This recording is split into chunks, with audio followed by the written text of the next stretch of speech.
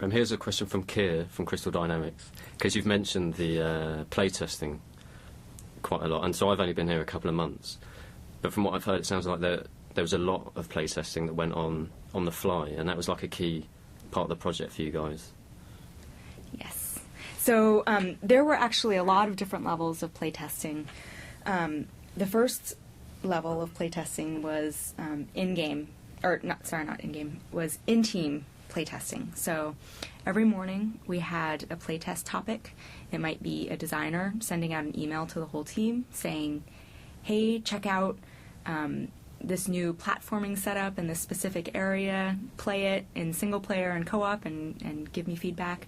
So that's as a designer's kind of making it, he's getting feedback and then changing stuff a little bit to make it more fun. And exactly. It could be the animators saying, check out this new cutscene, or check out this new move set.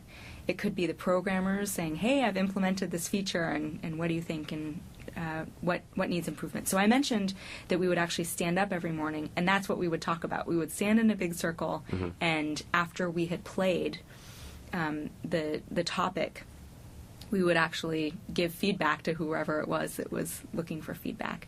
And then as well, it was an opportunity if someone was just really concerned about something, they could also bring it up, or if they were stuck on something or blocked by a different department, they could. So that was one level of feedback.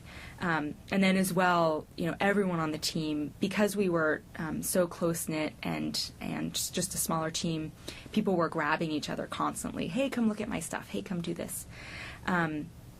What we also did, as I mentioned earlier, we play tested with the rest of the studio, so the other developers. We also grabbed finance people and people from IT. We grabbed our receptionist on more than one occasion. And then after that, when we were happy with what we had created, and even when we knew there was more work, we brought in people from outside. So lots of layers of playtesting.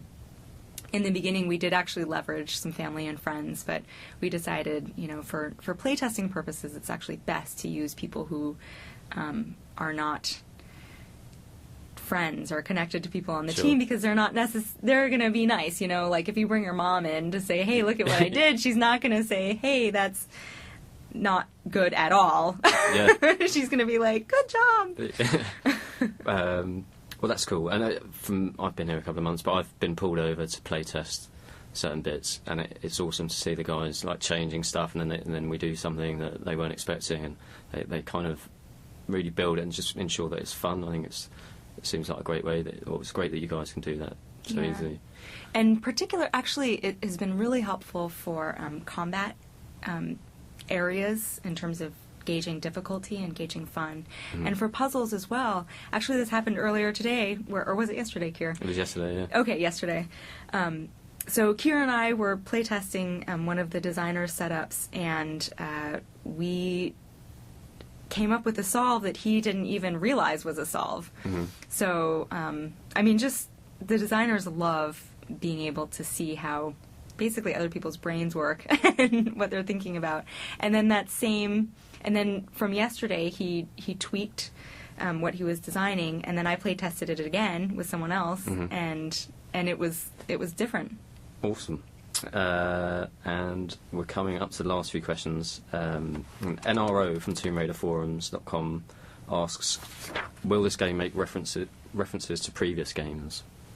This game makes no references to previous games. It entirely stands alone in its own world.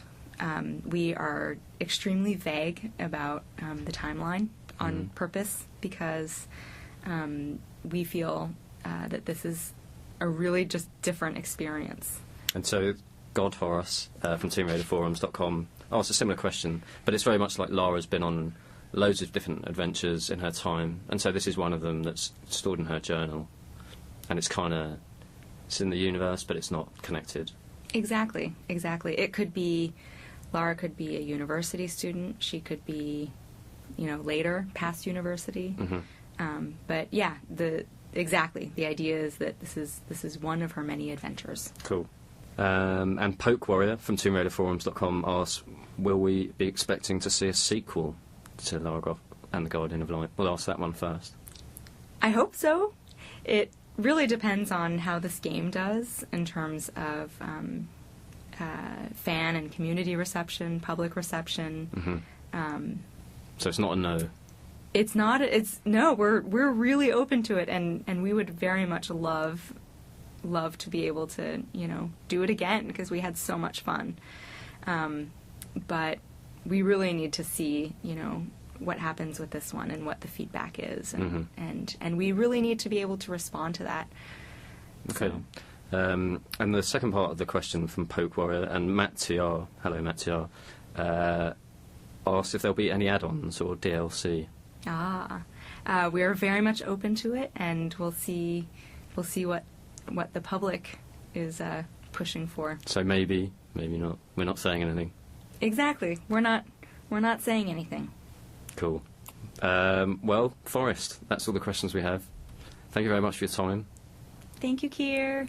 And there'll be another podcast coming up soon. I'll start another thread in the forums to invite more questions. But thanks very much for listening, and until next time, we'll see you later. Thank you so much.